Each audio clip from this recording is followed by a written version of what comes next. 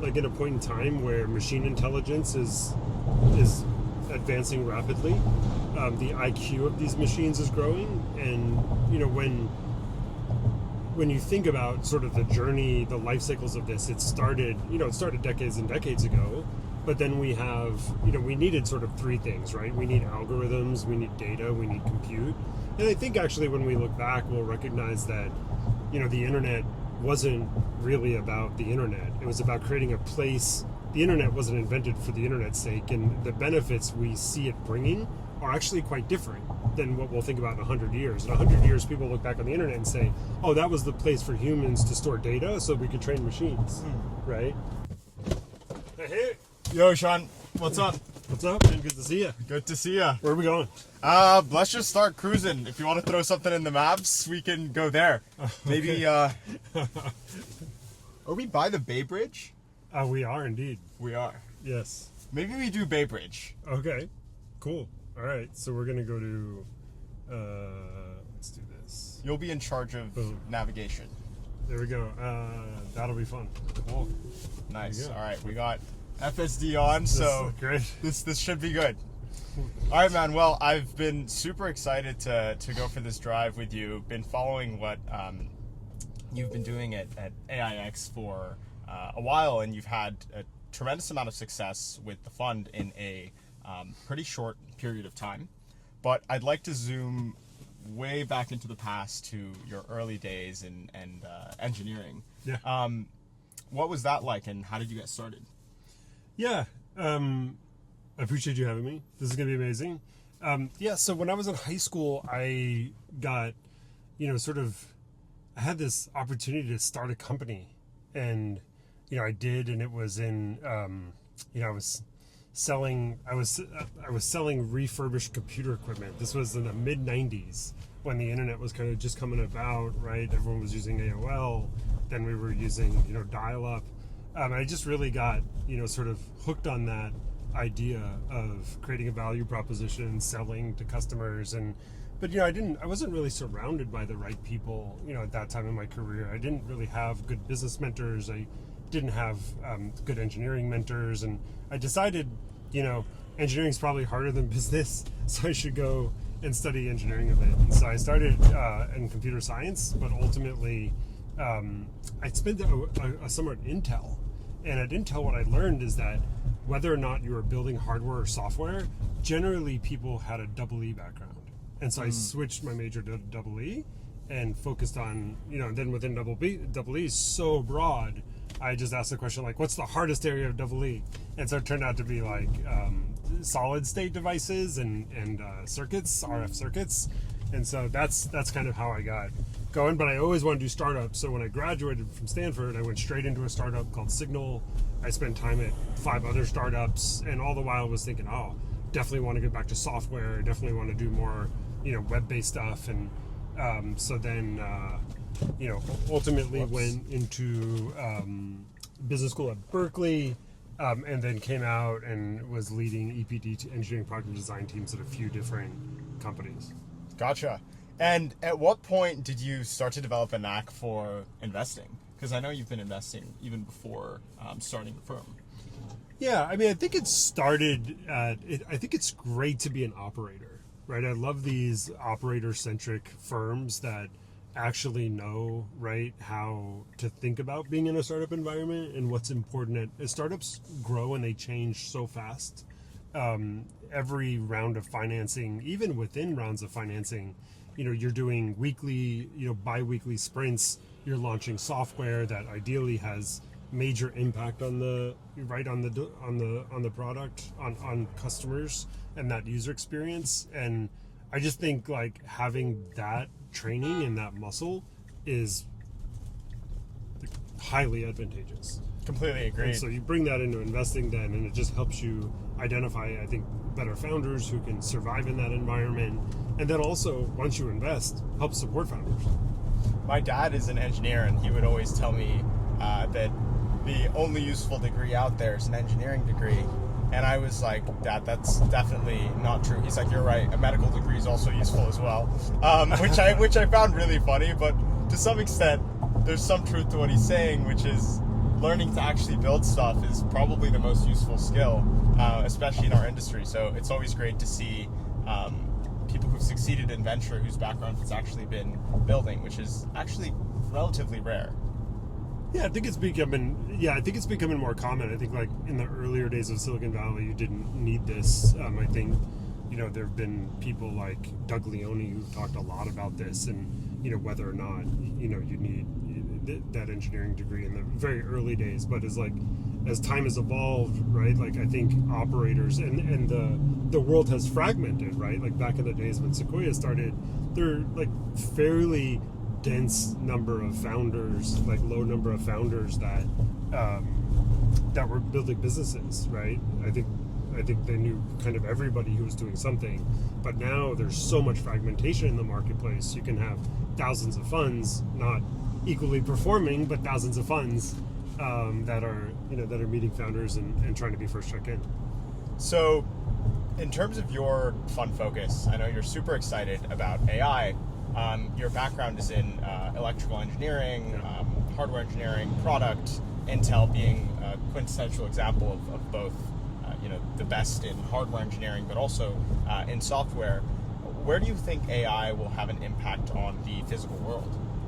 On the physical world, yeah. So, broadly, I'd say we're like in a point in time where machine intelligence is advancing rapidly. The IQ of these machines is growing, and when you think about sort of the journey, the life cycles of this, it started decades and decades ago. But then we have, we needed sort of three things, right? We need algorithms, we need data, we need compute.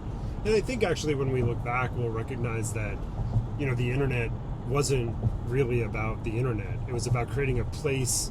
The internet wasn't invented for the internet's sake, and the benefits we see it bringing are actually quite different than what we'll think about in 100 years. In 100 years, people look back on the internet and say, oh, that was the place for humans to store data so we could train machines, right? Yeah. And right, like cloud was like, where we would store the data, right? And these algorithms are decades and decades old, neural nets anyway, the idea of a neuron. And so as this progresses, right, we're seeing this in the digital form today, right? Disruption of the knowledge worker, changing how these jobs are done. But then it's going to go quickly to robotics, right? We're already seeing large companies spin up. The thing about robotics today, though, is that we really think we're like 2 or 3 research breakthroughs away from having like full-on humanoid, right? Like robot at the home. Everything you see today that, if your jaw drops, it's probably teleoperated, right? There's nothing going on autonomously. So we're a little bit of, maybe 5 to 10 years away from something amazing in robotics. So what that means for today is that you're seeing, vertical applications of robotics. For example, in the warehouse, you're seeing specialized robots do things like load and unload a truck. Yeah. Right? Or, do pick and place of different parts, different products, as they're being returned to the warehouse. Are 2 examples. So how do you think about the form factor of robotics? Do you think the Holy Grail is a humanoid type robot which can do a lot of different things? Or do you see it more being specialized robots that might look like completely different species, if you will? Yeah, for a long,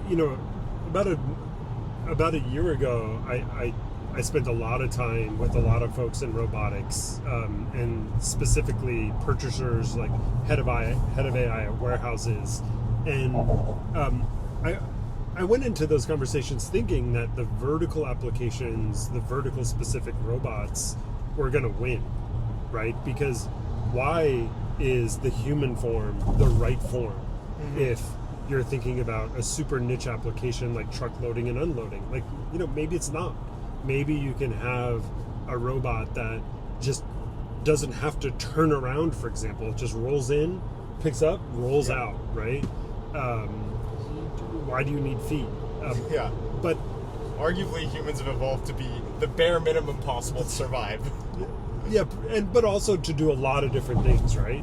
And this is so vertical specific, so application specific, maybe don't need sort of that breadth of tasks. And so, but what I learned is that you have to think a lot about supply and demand. So, for example, these warehouses, trucks being delivered, the frequency of those deliveries ebbs and flows. And so if you have a specific robot that's being used for it, its utilization is dramatically changing. And so the case for the humanoid is, okay, you can have the physical humanoid and then start putting application-specific software in it, right, to do different functions. And if you don't have a truck that needs to be loaded or unloaded, you just redeploy it, right? You just put it in some other part of the warehouse and have it maybe pack or do some sorting. And so now, right, you have like the utilization can stabilize because you're putting that robot across applications. Interesting. In a way that might shift manufacturing from being more of a CapEx heavy industry to one where it's kind of OpEx heavy if these robots are able to like elastically kind of ebb and flow with demand. But in order to do that, we need some level of the robots can't be over specialized. So how do you think about that trade-off between a robot that's like specialized enough to be maximally useful at one thing versus flexible enough to be able to do a few different jobs? Yeah, I think it's definitely application specific, and also like where we are in terms of like the overall story of robotics and development. I think like I said, like wait 5 or 10 years, and I think it's inevitable that there will be like more and more what would I say, like horizontally focused robots that can just do a lot of different things. And I think again it's going to come down to utilization. I think even though there's some economic trade-offs there, I think the question's going to be like, how often is this robot being used? If it's sitting dormant because trucks aren't coming, for example, it's winter, it's more quiet after Christmas, for example, it could just be not make sense economically. But again, application specific. On the application specific side, different type of application, thinking more on the lines of software applications now, we've seen almost all of the value accrue to incumbents so far, whether directly or indirectly, whether it's Microsoft's large stake in OpenAI, so many of the foundational models being pioneered by big tech companies. With startups, we've seen value be created, but not to the same scale. Do you think that's going to remain the case, or is there something that might happen that might allow startups to unlock more value? No, this is by definition, startups are low value, right, when they start. Actually, the whole premise, to a large extent, of startups and venture capital is this idea that you have large companies making hundreds of billions of dollars in revenue a year, and to move the needle for those companies, the needle to drive the top line, what do they have to do? They have to create products that are billion-dollar a year revenue products, right? If you're doing 100 billion, new product makes 1 billion, you're moving at 1%. That's not a lot, right? Yeah. And so the whole premise of startups is, can you find a niche, a wedge where those big companies aren't paying as much attention because they're not large opportunities, quote unquote large opportunities, right? Where you can generate 10, 50, 100 million, $500 million worth of revenue, $1 billion.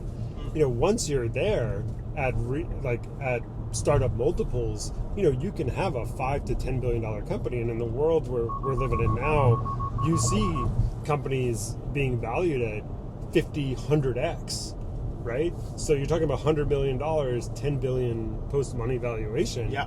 You're creating large companies with revenues that are just minuscule for these large companies. So I would say that this is just how it works. I think more so than anything, the media just gets caught up in what the big companies are doing, right? And so then we're all like, oh, and they're making all the money. And it's like, yeah, but that was always the case. I completely agree with that. I do think the media can sometimes harm the narrative in an effort to glamorize it and get clicks. Glamorize it in one direction or other doesn't necessarily need to be the accurate one, but you can sort of feel at startups the rate of speed at which you can do things is truly astonishing. It's astonishing, yeah. And not just using LLMs, but CAD products are getting better, simulation software is getting better, even recruiting software is getting better, and all of these things are starting to stack up to create massive efficiencies. Mm-hmm. One piece that may be lost a little bit, though, is people that are really trying to create a step function change. Where do you think some of these big breakthroughs will come from on the AI side? Yeah, well, one place we're really excited about at AIX is the intersection of AI and bio, right? So the beautiful thing about this is that you have life sciences investors, right? The traditional bio investors who they, they're in a bearish market. They're a little bit timid where we are today. They've seen a lot of life sciences company have drugs fail, therapies fail at quite late stage, plowing a bunch of capital only to have to shelve it. And then you see AI investors that are quite excited about all the tech and using AI. We think the opportunity is to sit in the middle, right? To have quite deep AI experience, but also quite deep bio experience. And so that's part of the firm we've built. And what we think the outcome will be here, we think about it in three bullets, if you will. So the first is, we think, traditional life sciences companies have been able to come to market. When I say come to market, the public market, right? Thinking about one therapy, maybe two therapies, right? We think with AI, companies will come to the market with 5 to 10 therapies. So instead of, call it $500 million to $2 billion public offerings, we think it'll be 5 to 10 billion. Then the second thing that's really important is capital efficiencies are improving. And this is because the FDA has gotten behind this idea that, look, a lot of animal trials fail once you go to the human, right? And so now the question is how do you go straight to the human? And there are a number of startups doing that, just skipping animal trials altogether. I can talk about a few examples there, but I'll call out the third piece we think is so important is the moat that comes with the proprietary data. So traditional software, you're talking about enterprise software, consumer software, you don't talk a ton about patents, right? Yeah. But bio is full of patents, right? The patents work in this space. And so you can patent a proprietary process where in the wet lab you generate proprietary data that can be used to feed these models, train these models, and then you can very economically then test using those models the efficacy of different therapies. And so I think these three things together are going to be the new wave of tech bio, and I think folks are just largely behind the curve there. I'm super excited about tech bio. I was actually going for a drive with Trevor Martin yesterday from nice. Mammoth Biosciences, and the work that they've done on the platform side and really thinking about the tech side of the tech bio has just been incredibly impressive. Yep. On a more sort of administrative level, especially to your point on patents, I think a lot of this stuff will be able to be automated, whether it's patent filings. Maybe there's a world where FDA paperwork is able to get filed automatically as well. Yeah. And you have scientists able to actually focus on the science, and that's a really exciting potential outcome. Yeah. On the bio side, do you think it'll be companies with their own individual models for their specific portfolio, or do you think there's going to be one company that creates a foundational bio model or gene editing model that's then used by a lot of different sort of individual therapeutics or portfolio of therapeutics companies? Yeah, we think the alpha right now is generated by startups that are drug hunting, right? So you need to be in this world of finding therapies that you can commercialize. Platforms are the issue with platforms is that right now we don't see pharma companies are still getting used to this idea that they should spend a lot of money on platforms, and also when you bring life scientists in pharma companies, when you bring them an AI platform, there's a little bit of an impedance mismatch there. They're may have some views on AI or seen too many platforms that didn't work. And so the best way to communicate with pharma, our experiences, is drugs, therapies that actually have some level of validation at the early stages in the wet lab. That's the best way to communicate. So we're just very much focused on using AI to augment the human in the lab, the scientists in the lab, to find more therapies quickly. So it seems like you're really excited about getting right into the wet lab, doing safe human trials as quickly and as efficiently as possible. Yeah. We have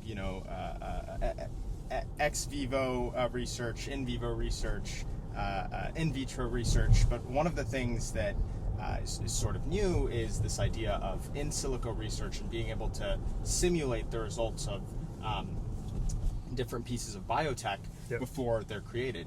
How do you think about simulation software impacting biotech? Yeah, we have a partner dedicated. The thing about bio is it's so deep, right? That space is so deep, and a lot of general tech investors, they don't have that background. I was talking to one the other night who's like looking to invest in this tech bio company, at the intersection of AI and bio, and they mentioned, I only have an 8th grade understanding of this stuff, but millions of dollars in capital that they're about to invest. And so we have a partner, Krish Ramadurai, who comes from other funds that have been focused on this. He's just wrapping up his PhD in tech bio as well, from Oxford, and so he's very, very deep in this space. And then my co-founder Richard Socher is very deep in this space when it comes to AI. How do you take AI and apply it to bio? And so we've talked about this, right? Doing digital twins, different modeling, but we haven't placed a bet. We haven't placed a bet yet. No investments in that area. Not because we're not excited, but just because there's a large surface area to tech bio. Is there anywhere in AI that you're excited about on the consumer side? Yeah, consumer. I mean, look, the cliche is consumer companies are super exciting because if one hits, it takes off very fast. Yeah. Take Perplexity as an example, but they don't hit that often, and it's sort of made, I think, the Valley to an extent retract into this world of telling consumer founders that just focus on B2B, because those enterprises have a lot of money. They can pay 6-figure, 7-figure contracts, and they're not, retention could be quite good. On the consumer side, we've been looking at a lot of different areas. It's not one of our mandates, but we keep our eyes open. We listen. We talk to founders that are building in this space. I talked to a founder yesterday that's thinking a lot about, how do we think about how do consumers think about video? So video production, we'll take video all weekend, maybe of our family, but so many of those videos become dormant. We don't actually share them. Nobody sees them, and why is that? And the hypothesis is post-editing distribution takes time, right? It's as easy as Apple and some other apps have tried to make it, it's still difficult to get something good. And so then the question is how could you have an AI, various deterministic processes, to just make that seamless and actually make sure that anything you're shooting is then post-edited to get the maximum number of engagements from your audience on whatever social network you're talking about. And some are even trying to build their own social network. So I think that's quite exciting. There's another area that's actually very hot right now, which is just generative environments.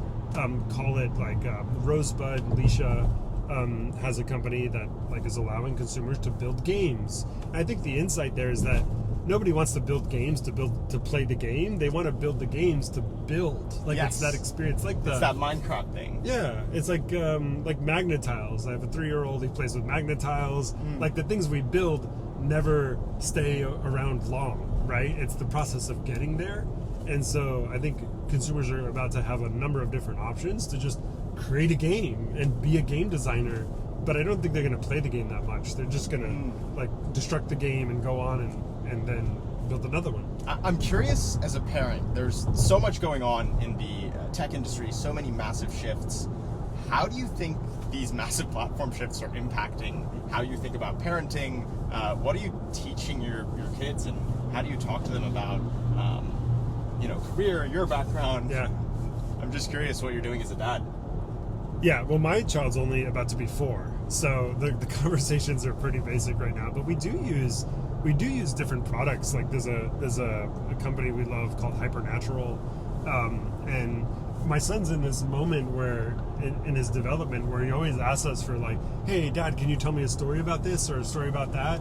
And I'll make up a story, but I'm just words. And so what I've been doing is going to Hypernatural and putting that story in, and then Hypernatural makes this entire storyline and like makes it more detailed and puts animations to it and graphics and video, ultimately a video. And then we watch it together, and he's like, whoa, right? Like, here's my story coming to life. And so I do think that's really cool. There are real ways, even, and we have a coworker of mine uses Suno with her daughter. Mm-hmm. They go to Suno, they, type something in, something they want to make a song to, some potential lyrics, subject line, and then Suno's spitting out a song, and they're like singing to it all weekend. So there's ways to incorporate even at the in the early years, but the larger question of like how we think about the future, and I think there's a couple things here. So one is always timeline. Like Silicon Valley is notorious for having that reputation that like AGI is going to be here in like 3 to 5 years, right? Yet if you go to like Oklahoma, nobody really like ChatGPT has of course some brand recognition, people be using it, but like it drops off pretty quickly. And there's a lot of fear, right? But like if you believe in this idea that there could be a world of abundance where if you think about the Industrial Revolution, where it was like, oh man, so many people were working on farms, and then suddenly it's 95% of the population, and then suddenly it's like less than 5%. And we look back and we're like, farms, man, that was crazy. You can imagine a world where we're like, maybe what so many people today are doing in the enterprise is crazy, right? Maybe like accounting is crazy. We'll look back and like customer support, that's crazy. Like, why did we ever do that? Yeah. And so I think the world is going to be like, okay, I think the high level question is, what do you do? What do you tell, children or someone going to study? I think what we've, like the first order idea we've converged on is, the human to human interaction is where there's going to be some longevity, right? So for example, if I were going to school today, I would probably want to do something like engineering plus liberal arts. Make sure you get like both, like that liberal arts, like well-rounded, like humanities, but then also like know how to like think engineering wise. You need to know how to use the systems that you're going to be interacting with. We think is important.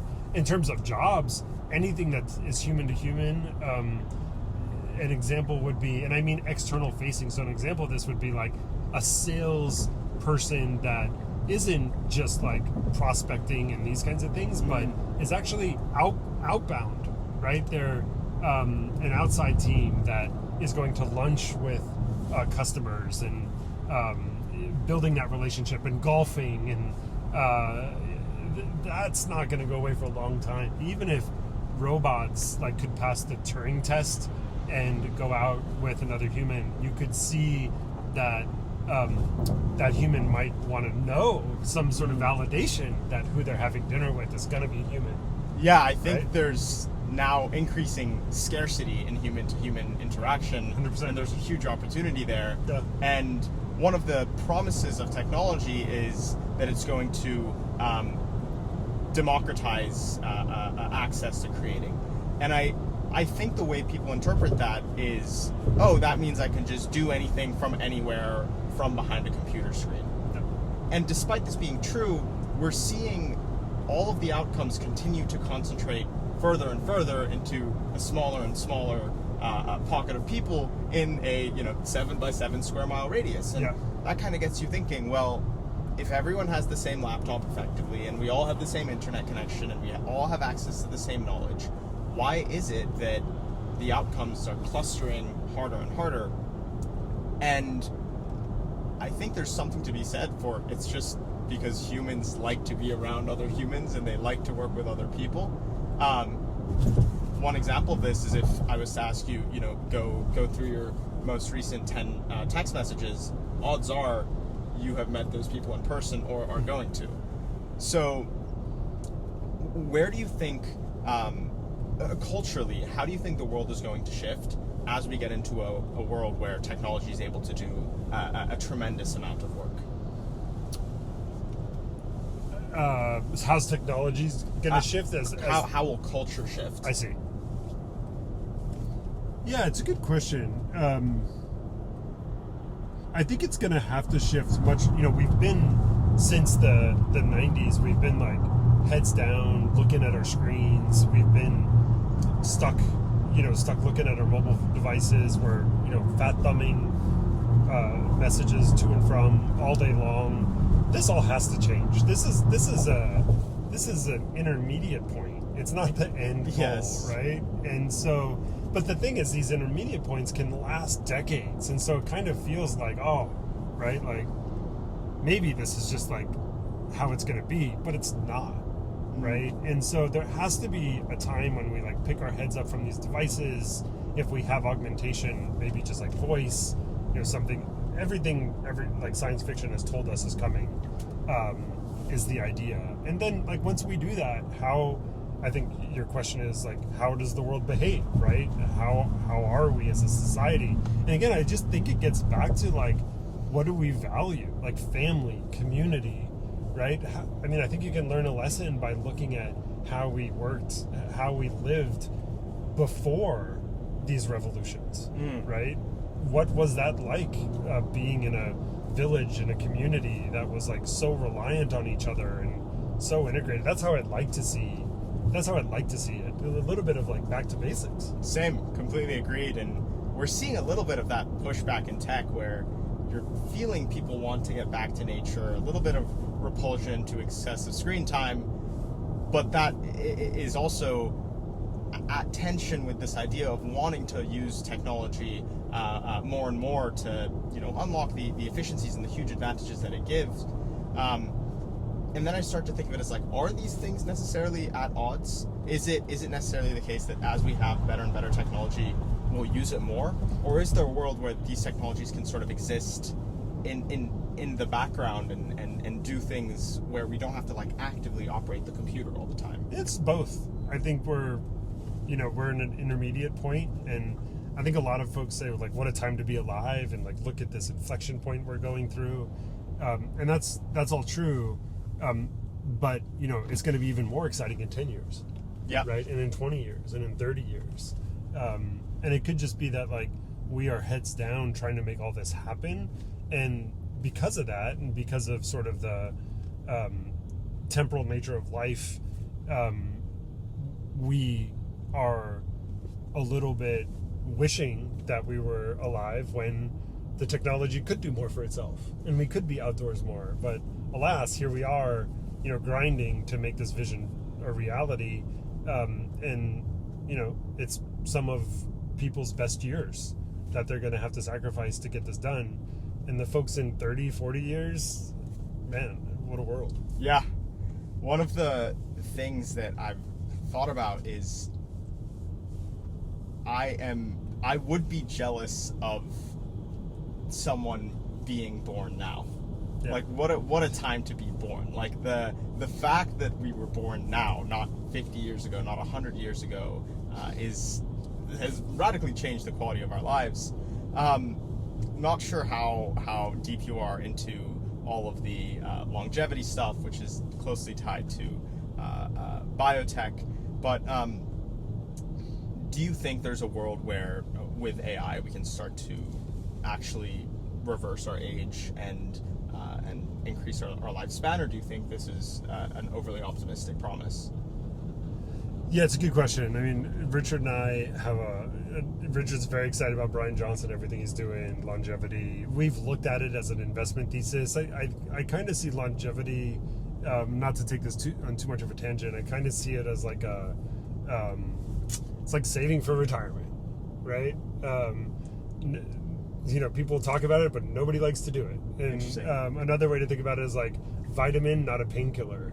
So as an investment thesis, I'm pretty short on it. I think that we live in a massive bubble, the Bay Area, San Francisco, it's, has a lot of things that we're fortunate to be part of. But we have to remember, like, generally, this is not the American experience, right? People are working, they're grinding hard. Yeah. They're doing everything they can to produce. They're, tracking their paycheck to paycheck. So we've talked a lot about what you've done on the building side, on the investing side. I'm curious, is there anything that you do outside of work that may have indirectly benefited your career? Yeah, I mean, it's a good question. Thinking about what I do outside of work that helps career. I like this. I like this saying that Sam Altman has. He says that burnout exists, but it comes from working on something hard, diligently, that's not working.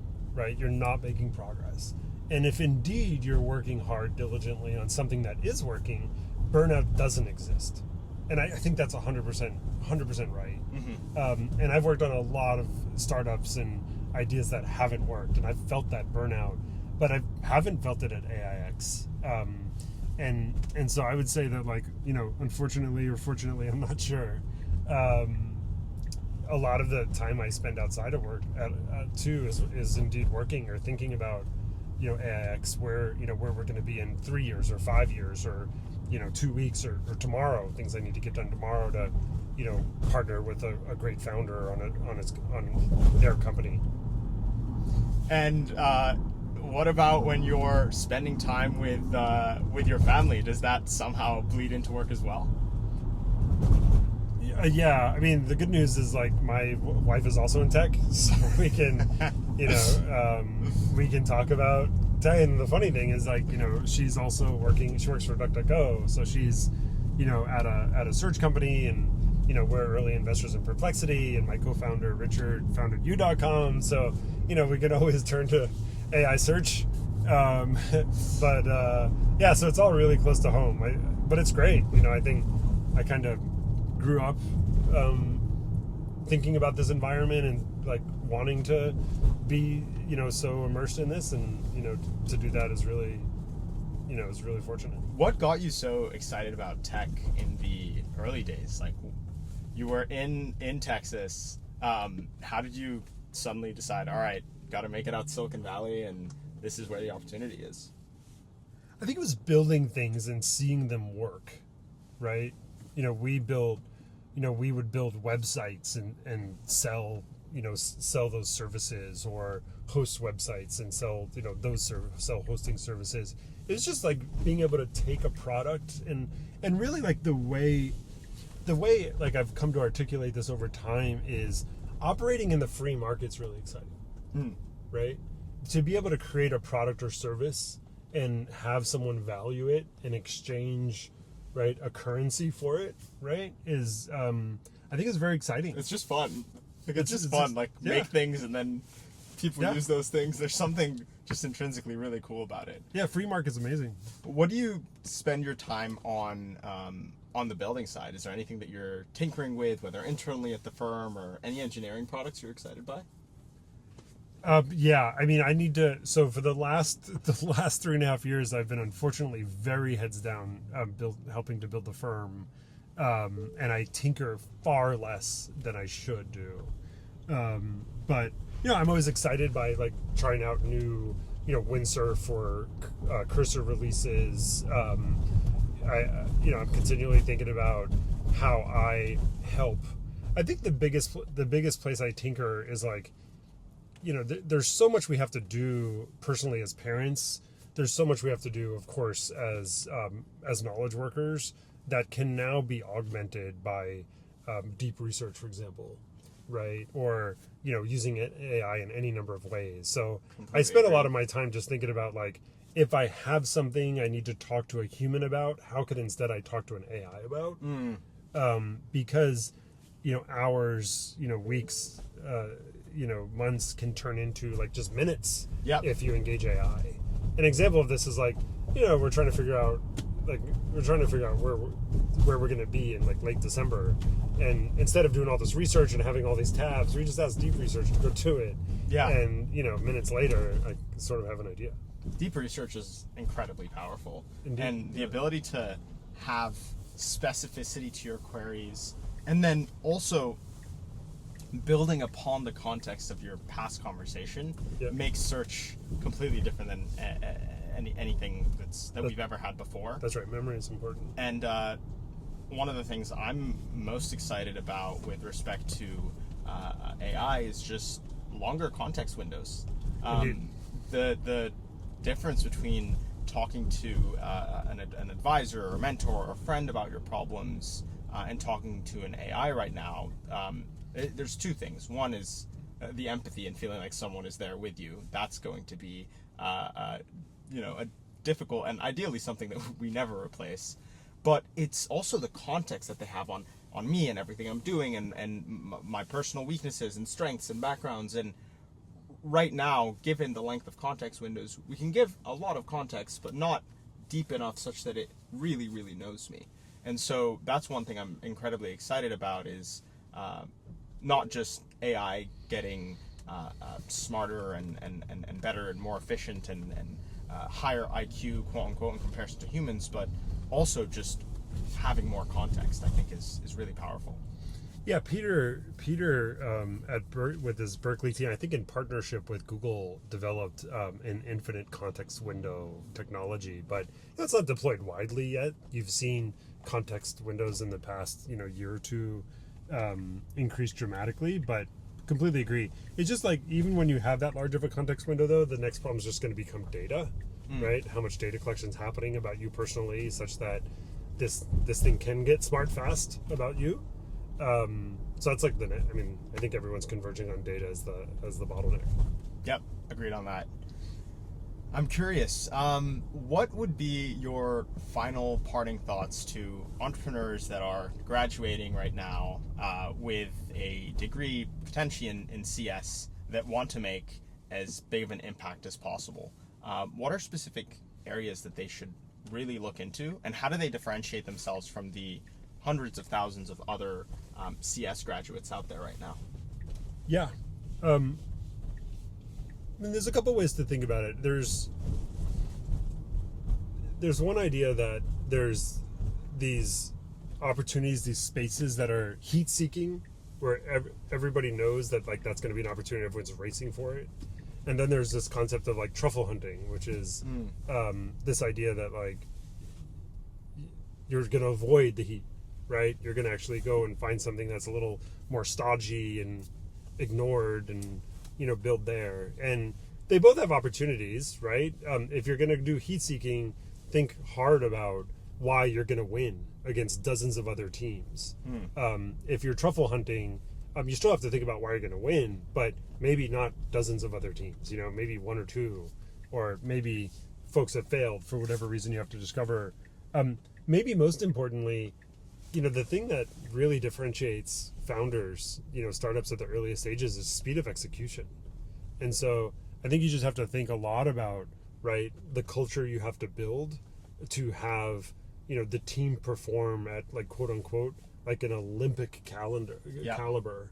That's so important. So the space and then like the culture are very important.